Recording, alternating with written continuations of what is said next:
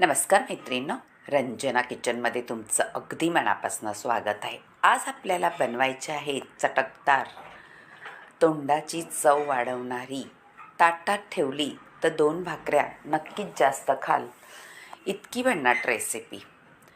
आपल्याला बनवायची आहे मिरचीपासून पदार्थ.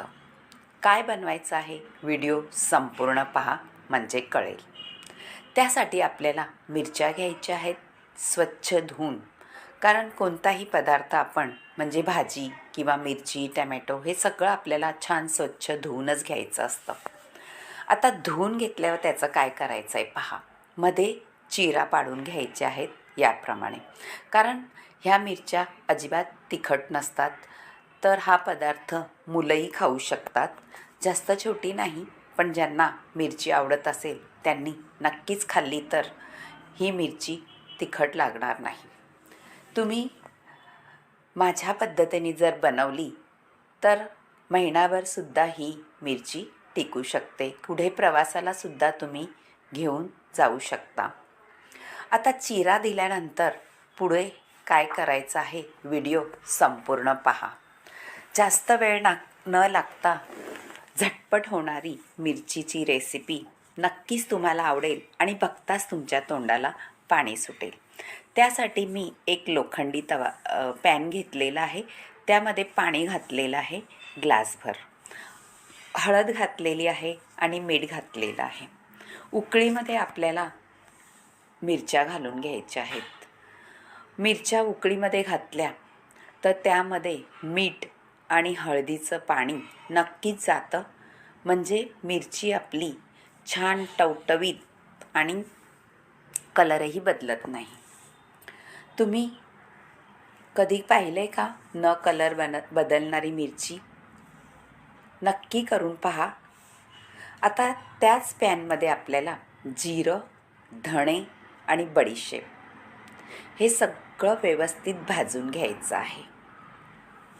प्रत्येक एक चमचा आहे.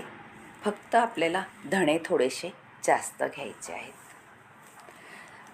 तेल अजिबात टाकायचं नाही, फक्त भाजून घ्यायचे आहेत धणे, बडीशेप आणि जिरं. व्यवस्थित भाजले का त्याचा सुगंध अगदी छानच येतो.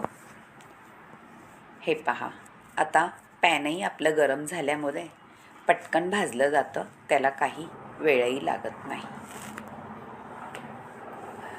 मिरची म्हटलं का सगळ्यांनाच आवडते, कारण ताटामध्ये साईडला मिरची असली तर ताटही सुंदर दिसतं आणि खायलाही भारी लागतं.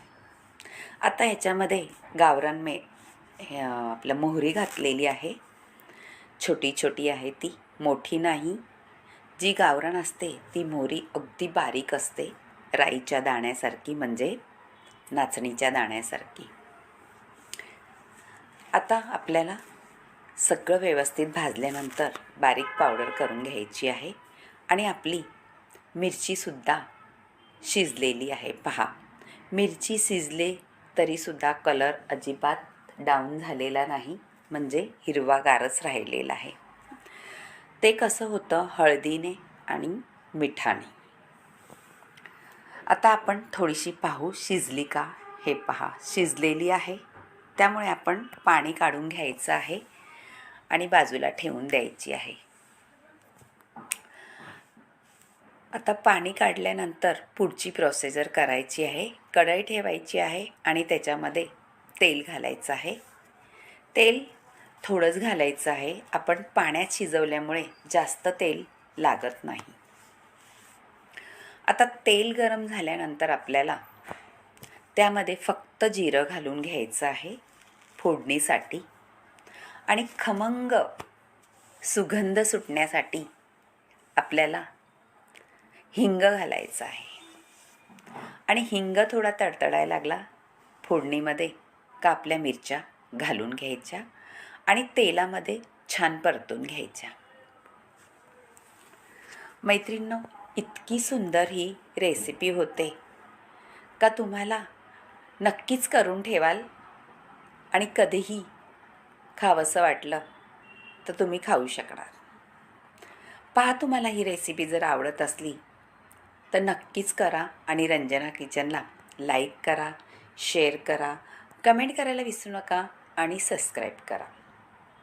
आता तेलात आपल्या मिरच्या घोळवल्यानंतर मीठ वरून टाकायचं आहे चवीनुसार. तुमच्या अंदाजाने घाला, जास्त खारटही नको आणि अळणी नको. मिरच्या म्हटल्या का मीठ हे आलंच. आता वरून परत थोडीशी आपल्याला हळद घालायची आहे आणि ही मी घातलेली आहे काश्मीरी मसाला घातलेला आहे. तो अजिबात तिखट नसतो. तो का घातला? आपल्या रेसिपीला छान कलरही येतो, दिसायला सुंदर दिसतं. आता आपण घातलेले आहे आपण जे वाटण केलं म्हणजे भरड, धणे, जिरे, बडीशेप आणि मोहरी. याची थोडी भरड करायची, अगदी बारीक पावडर करायची नाही. म्हणजे ते दाताखाली आलं का मिरचीसोबत खायला अगदी अप्रतिम लागतं. आता आपल्याला थोडं झाकण ठेवून घ्यायचं आहे, म्हणजे सगळे मसाले आपल्या मिरचीला लागले जातात. तेल सुटूस तोपर्यंत मिरची आपल्याला परतून घ्यायची आहे. तुम्ही कधी केले का अशी मिरची? नक्कीच करून पहा. करता करताच तुमच्या तोंडाला पाणी सुटेल आणि जिभेवरची चव खाल्ल्यानंतर नक्कीच रेंगाळत राहील. तुमच्या मैत्रिणीसोबत सुद्धा हा व्हिडिओ शेअर करा. त्यांनाही आवडला तर एक कमेंट करायला सांगा. आता आपल्याला लिंबू पिळायचं आहे. मैत्रिणींनो, लिंबू का पिळायचं ते सुद्धा तुम्हाला सांगणार आहे. आपण मिरची उकडून घेतलेली आहे पाण्यामध्ये. पाण्यामध्ये जो पदार्थ आपण उकडून घेतो किंवा काय, तो जास्त दिवस टिकला जात नाही. त्यामुळे आपल्याला लिंबाचा वापर करायचा आहे, म्हणजे आपला पदार्थ टिकून राहण्यास मदत होते.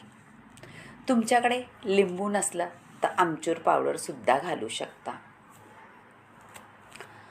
आता छान परत एकदा आपल्याला लिंबाच्या याच्यात मुरून द्यायचं आहे. त्याकरता थोडंसं झाकणही ठेवलं तरी चालेल आणि असंही तुम्ही परतवलं तरी चालेल. आणि ही मिरची तुम्ही कुठे बाहेर गेला तरीसुद्धा घेऊन जाऊ शकता प्रवासाला, कारण लगेच खराब होत नाही.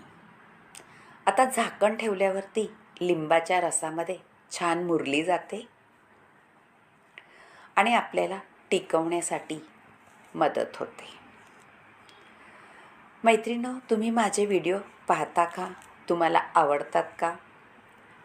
आणि आवडल्यास एक कमेंट जरूर करत जा. तुम्हाला कशा वाटतात रेसिपी. नक्कीच हेल्दी रेसिपी मी बनवत असते, जास्त तेलकट नाही किंवा मुलांच्याही आवडीप्रमाणे आपण मिरची केलेली आहे. नक्की करून पहा. झालेली आहे. आपल्या खरंच जिभेची चव तर वाढवेल, पण जिभेवर चवही रेंगाळत राहील अशी रेसिपी झालेली आहे. तुम्हाला जर व्हिडिओ आवडला असेल तर मैत्रिणींना शेअर करा, त्यांनाही कमेंट करायला सांगा. आता आपण छान मिरची वाढून घ्यायची आहे आणि तोंडी लावायची आहे. भाजी नसली तर असं काही पदार्थ तोंडी लावायला असला तर भाजीचीही गरज लागत नाही. बाय मैत्रिणींनो, भेटूया पुढच्या रेसिपीत.